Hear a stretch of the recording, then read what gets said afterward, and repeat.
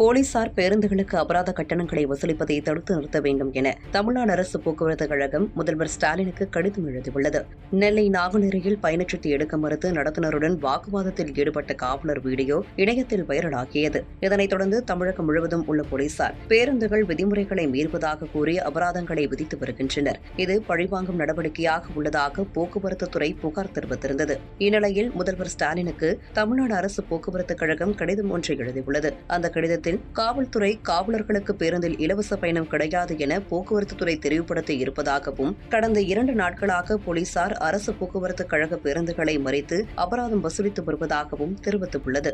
மேலும் போலீசாரின் இந்த போக்கினை தடுத்து நிறுத்த வேண்டும் என தமிழ்நாடு அரசு போக்குவரத்து கழகம் அக்கடிதத்தில் முதல்வர் ஸ்டாலினுக்கு கோரிக்கை விடுத்துள்ளது.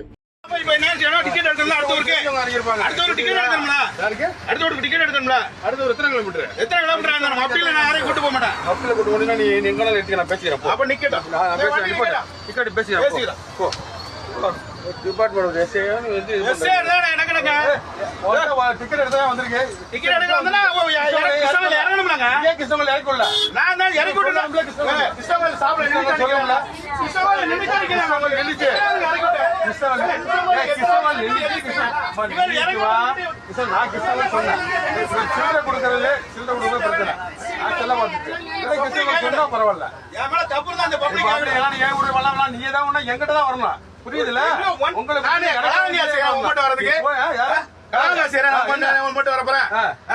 நீங்க என்ன சொன்ன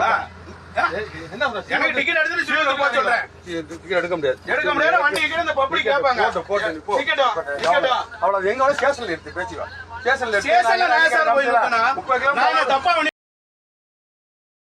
செய்திகளை உள்ளது உள்ளபடி தெரிந்து கொள்ள ரெஃப்ளெக்ட் நியூஸை சப்ஸ்கிரைப் பண்ணுங்க.